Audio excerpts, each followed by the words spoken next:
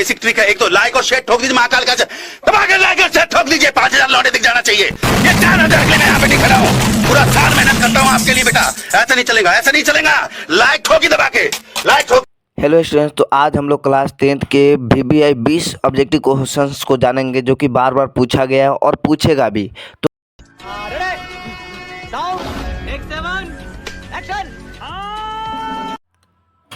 Hello students, तो आप सभी को फिर से स्वागत है अपने चैनल पप्पू स्टडी 2.0 में एक नए वीडियो के साथ। आज जो हम लोग जानने वाले हैं साइंस का टोटल 20 क्वेश्चन जो कि पूरा VBI रहेगा। अगर आप लोग लास्ट तक देख लेंगे तो आप लोग को एक भी एग्जाम में छूटने वाला क्वेश्चंस नहीं है। अगर आप लोग लाइक नहीं किए हैं तो वीडियो को लाइक कर लेंगे और चैनल को सब्सक्राइब भी कर लेंगे। चलिए तो हम क्लास को स्टार्ट करते हैं। किस दर्पण की फोकस दूरी ऋणात्मक हो जाती है? समतल, अवतल, उत्तल और इनमें सभी। आप लोग कमेंट में जरूर बताइएगा वीडियो कैसे लगा। तो ऋणात्मक जो भी होती है अवतल का होती है। ऑप्शन बी इज बिल्कुल करेक्ट आंसर। नेक्स्ट क्वेश्चंस की तरफ चलते हैं। 2 नंबर क्वेश्चंस कहता है कि ध्यान बताइएगा कि लेंस की फोकस दूरी एफ और वक्रता त्रिज्या आर में क्या संबंध होता है। तो हम सभी सूत्र पढ़े हैं कि एफ बराबर में R/2 है ना। तो कहीं पर दिया है यस भैया, ऑप्शन बी इज बिल्कुल correct answer. Option B is बिल्कुल करेक्ट आंसर। नेक्स्ट क्वेश्चन 3 नंबर पर चलते हैं। देखिएगा 3 नंबर क्वेश्चन कह रहा है निम्न में से किसका माध्यम अपर्तनांक अधिक होता है? किस माध्यम में अपर्तनांक अधिक होता है बताइएगा। कहेंगे हवा, जल, शीशा और हीरा। तो कहेंगे इसका करेक्ट आंसर होगा भैया डी होगा। और पूछ देगा कितना होता है हीरा का, तो कहेंगे 2.42 होता है। इसका होता है 2.42 अपर्तनांक होता है। चलिए नेक्स्ट क्वेश्चन 4 नंबर की ओर चलते हैं। देखिएगा 4 नंबर क्वेश्चन क्या कह रहा है।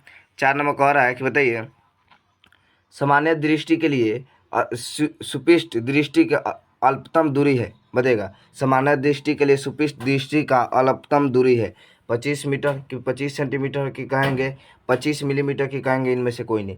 मतलब कम से कम कोई व्यक्ति कितना दूरी तक देख सकता है साफ साफ? तो कहेंगे 25 सेंटीमीटर कोई भी व्यक्ति साफ साफ देख सकता है। यानी कि 25 से अगर और नज़दीक लाइएगा तो धुंधला दिखाई देगा, ठीक है ना। चलिए नेक्स्ट क्वेश्चन आता है। बताइएगा कह रहा है कि देखिएगा 5 नंबर क्वेश्चन कह रहा है कि श्वेत प्रकाश कौन सा रंग वर्ण किसी प्रिज्म से गुजरने के पश्चात सबसे कम झुकता है? अब देखिएगा यहाँ पे एक प्रिज्म है, मान लीजिए श्वेत प्रकाश गया 7 रंगों में विभाजित हो गया, ठीक है ना। देखिए 7 रंगों में तो सबसे कम यानी कि हई ज़्यादा झुका है, उससे कम हई, उससे कम हई, उससे कम हई, उससे कम हई, उससे कम हई, उससे कम हई। तो सबसे ऊपर जो है सबसे कम झुका है, तो सबसे ऊपर वाला रंग रहता है वो लाल रहता है। ऑप्शन सी करेक्ट आंसर जी। नेक्स्ट क्वेश्चन 6 नंबर की तरफ बढ़ते हैं। 6 नंबर क्वेश्चन कह रहा है बताइएगा कि निकट दृष्टि को किस लेंस को उपयोग कर संशोधित किया जाता है? मतलब निकट दृष्टि दोष किसी व्यक्ति का हो जाता है तो किस लेंस का प्रयोग करेंगे जो कि ठीक हो जाएगा? अवतल लेंस, उत्तल लेंस कि द्विफोक्सी लेंस कि इनमें से कोई नहीं। तो आप सभी को मालूम होगा कि याद रखिएगा जहाँ कहेगा उत्तल वहाँ रखिए, सॉरी जहाँ निकट कहेगा तो निकट दृष्टि दोष यानी कि वो क्या होगा निकट दृष्टि दोष में, तो कहेंगे अवतल लेंस लगा रहता है। Option A correct answer. Next questions की तरफ बढ़ते हैं। कहेंगे निकट में अवतल और दूर में उत्तल। चलिए 7 नंबर क्वेश्चन कहता है विद्युत प्रतिरोधकता निर्भर करता है। तो कहेंगे चालक की लंबाई पर कि चालक के अनुप्रस्थ काट के क्षेत्र पर कि कहेंगे चालक के पदार्थ की प्रवृत्ति पर कि कहेंगे इनमें से सभी पर। तो भैया ये सभी पर ये प्रतिरोध का कार्य करेगा, है ना भैया। डी इज बिल्कुल करेक्ट आंसर। क्यों? क्योंकि जितने मोट रहेगा तार, जितना लंबा रहो उतना कम करंट जाएगा, थोड़ा लेट से जाएगा। चालक अनुप्रस्थ का जितना मोटाई रहेगा, जितना प्रकृति यानी कि इसकी प्रवृत्ति। चलिए नेक्स्ट क्वेश्चन की तरफ बढ़ते हैं। कहते हैं कि 8 नंबर क्वेश्चन कह रहा है कि बताइए कि निम्न में से किस लेंस को अभिसारी लेंस भी कहते हैं? देखिए एक पूछता है अपसारी। तो अपसारी भी देखिए अपसारी जो होता है अवतल में होता है, लेकिन यहाँ पर अभिसारी पूछा है तो अभिसारी जो आएगा उत्तल लेंस में। ऑप्शन ए करेक्ट आंसर जी। चलिए नेक्स्ट क्वेश्चन 9 नंबर क्वेश्चन की तरफ बढ़ते हैं। 9 नंबर कहता है प्रतिरोध का सूत्र होता है। प्रतिरोध का सूत्र होता है R/1/V कि कहेंगे V गुना I कि कहेंगे R/V/I कि कहेंगे इनमें से कोई नहीं। देखिए 1 नहीं होना चाहिए, यहाँ पर 1 नहीं होना चाहिए। इसका सूत्र होता है R/V/I होता है ना। तो यहाँ पर कुछ नहीं दिया है तो कह सकते हैं कि इनमें से कोई नहीं, क्योंकि यहाँ पर एक लिखा है, याद रखिएगा एक लिखा है, एक नहीं होगा, इनमें से कोई नहीं। ऑप्शन डी करेक्ट आंसर जी। नेक्स्ट क्वेश्चन की तरफ बढ़ते हैं। नेक्स्ट क्वेश्चन आता है बताइएगा कह सकते हैं कि निम्न में से कौन सा कथन सत्य नहीं है, मतलब एक कौन ऐसा कथन इसमें लिखा गया है चारों में जो उनकी बिल्कुल सही नहीं है। ऑप्शन ए में विद्युत जनित्र विद्युत चुंबकीय प्रेरणक पर कार्य करता है, कि कहेंगे विद्युत मोटर विद्युत ऊर्जा को यांत्रिक ऊर्जा में बदलता है, कि कहेंगे चुंबकीय बल रेखाएं परस्पर नहीं करती है, कि कहेंगे हरे विद्युत रोधक वाले तार प्रायः विद्युतमय तार होता है। तो आप सभी को मालूम है कि इसका जो सत्य होगा क्या होगा, यानी कि हरे विद्युत रोधक वाले तार प्राप्त विद्युत नम्य तार नहीं होता है, याद रखिएगा। चलिए नेक्स्ट क्वेश्चन की ओर बढ़ते हैं। नेक्स्ट क्वेश्चन आता है, चलिए नेक्स्ट क्वेश्चन एक आया नंबर कह रहा है, बताइए कि फ्लेमिंग के बाएं हस्त नियम का माध्यम संकेत बताता है। बताइए फ्लेमिंग के बाएं हस्त नियम बायां हाथ का माध्यम संकेत क्या कहता है। कहेंगे चालक की आरोपित विद्युत बल की दिशा, कि कहेंगे चुंबकीय क्षेत्र की दिशा, कि कहेंगे चालक में प्रवाहित विद्युत धारा की दिशा, की कहेंगे इनमें से कोई नहीं। फिर से क्वेश्चन समझिए, फ्लेमिंग के बाएं हस्त नियम में बाएं हाथ का माध्य मतलब आप लोग समझते हैं ये 5 गो अंगूठा होता है।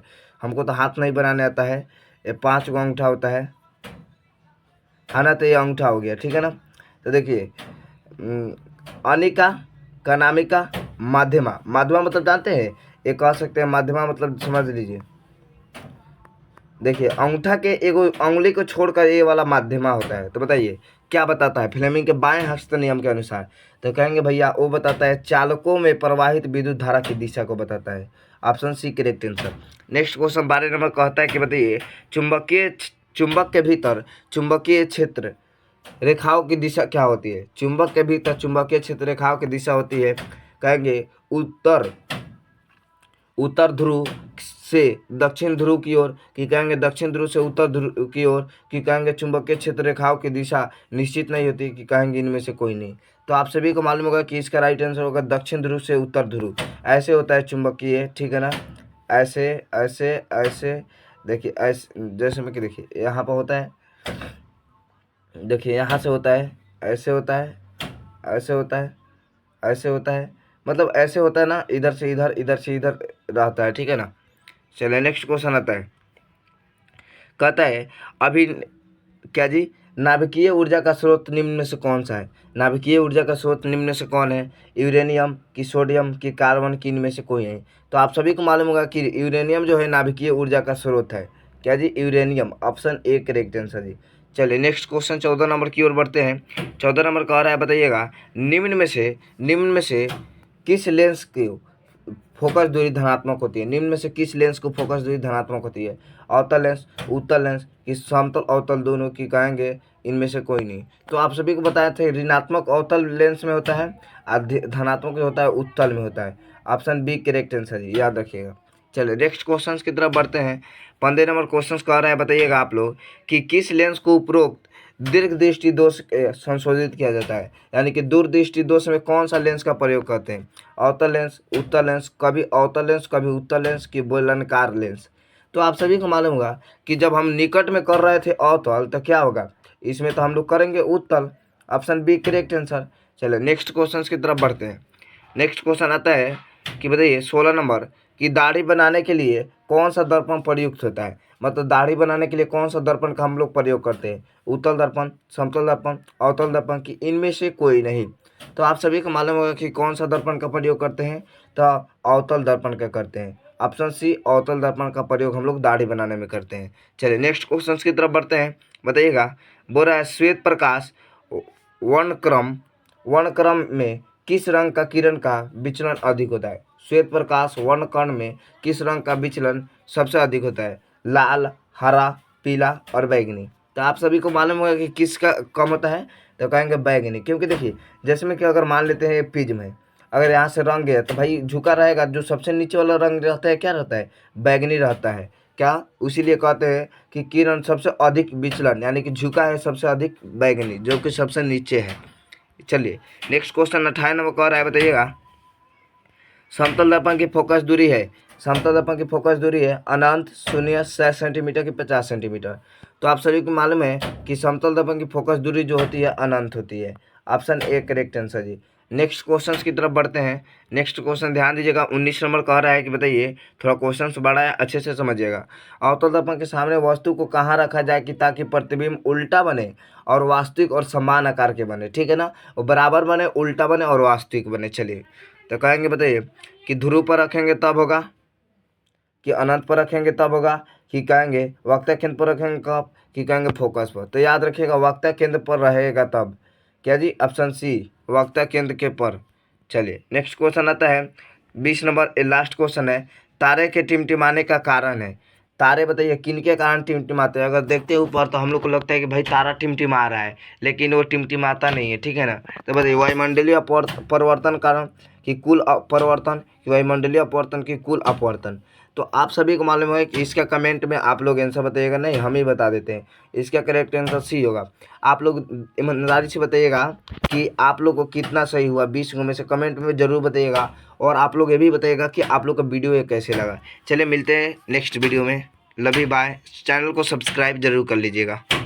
अब अगर तुम लोगों को ये वीडियो पसंद आई तो यार लाइक मारो। एम करते हैं 2,60,000 लाइक्स के लिए। कंप्लीट तो वैसे ही नहीं होने, लेकिन बोलने में क्या जा रहा है ना।